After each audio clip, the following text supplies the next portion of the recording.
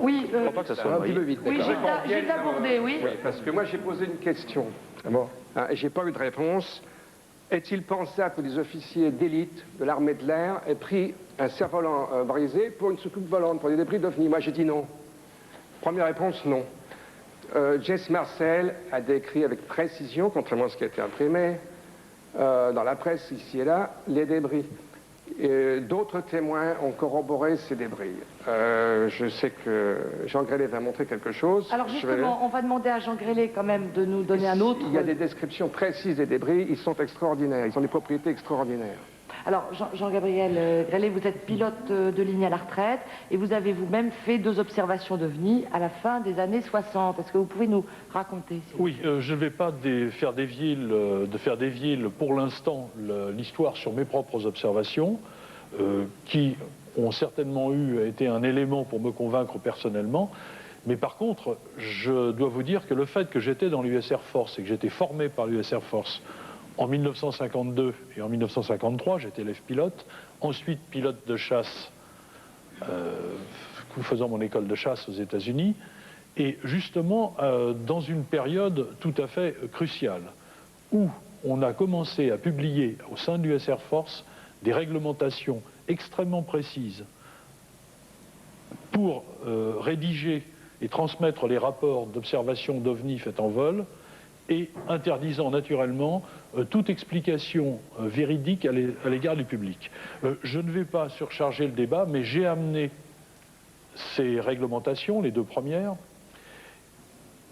et je dois dire que ce qui est très important, et comme le premier élément que j'aimerais verser au dossier, c'est une lettre du général Twining, commandant l'Air Materiel Command, une lettre qui a été rédigée le 23 septembre 1947, donc très peu de temps après, je dirais pour l'instant, la récupération présumée de Roswell, pour ne pas anticiper de nos conclusions. Et dans cette lettre, et c'est une lettre très très importante, la conclusion est formelle, il s'agit bien d'objets ayant des performances et en aucune manière d'hallucination. Alors ça, je pense que c'est très important, qu'il y a eu des hallucinations, il y en a dans tous les domaines. Alors est-ce que vous avez eu des hallucinations par exemple? Imaginons que j'ai eu une hallucination. Qu'est-ce que vous avez vu? Est-ce que vous pouvez nous raconter?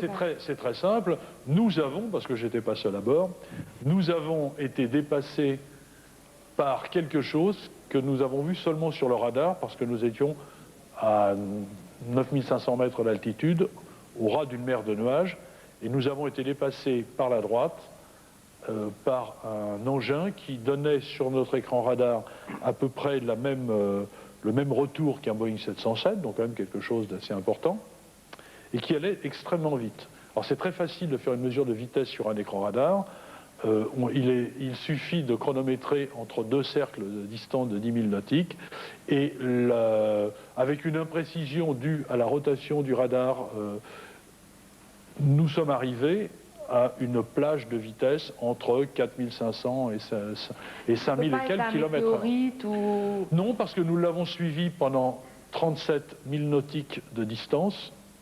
Donc 37 000 nautiques de vol horizontal. Notre faisceau radar est extrêmement étroit.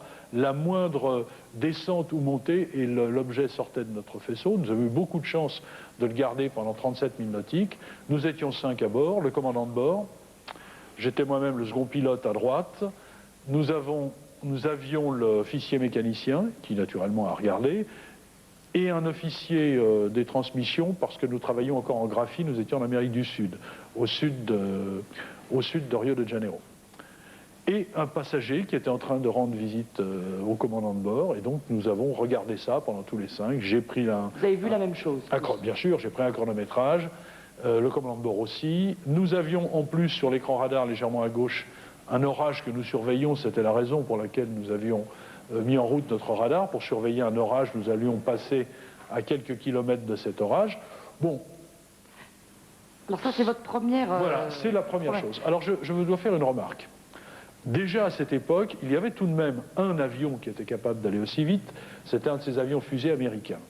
Bon, depuis, j'ai refait des enquêtes, et si quelqu'un a d'autres informations, je serais ravi de l'apprendre. Il n'a jamais quitté les États-Unis, le Bell X-6. Je voudrais déjà faire réagir Pierre Lagrange sur cette première expérience de Jean-Gabriel Grélé. Sur l'observation, je ne peux pas tellement réagir, sinon, moi Moi, ce qui m'intéresse, c'est que des observations comme la sienne, il y en a énormément, des observations de pilotes, mais également des gens au sol et tout.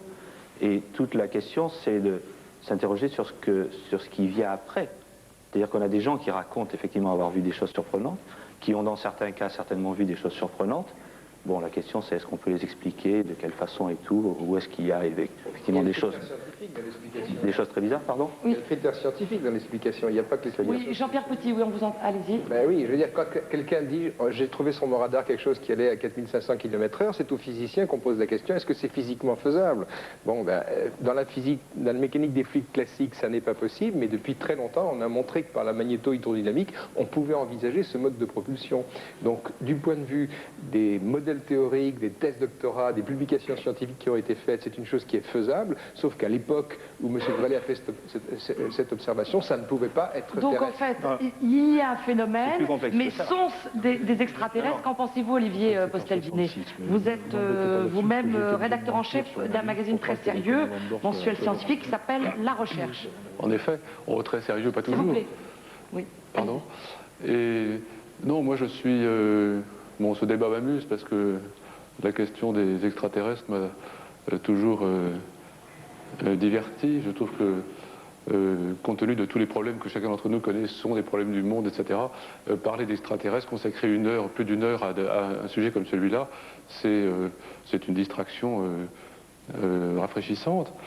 Je suis par ailleurs plutôt un adepte de la méthode expérimentale et par exemple, une des questions qui m'intéresserait, à laquelle il m'intéresserait d'entendre une réponse, c'est de savoir ce que sont devenus tous ces objets de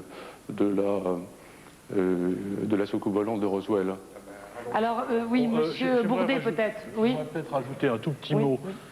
Je n'ai pas prononcé le mot extraterrestre. Je dis simplement, vous avez vu je voudrais rajouter à ce que vient de dire Jean-Pierre Petit, c'est que technologiquement, je ne suis pas un scientifique, mais par contre, je suis un technicien d'aéronautique, nous ne pouvons toujours pas faire bouger des avions à cette vitesse-là, à cette altitude-là. Vous pourrez me confirmer ça.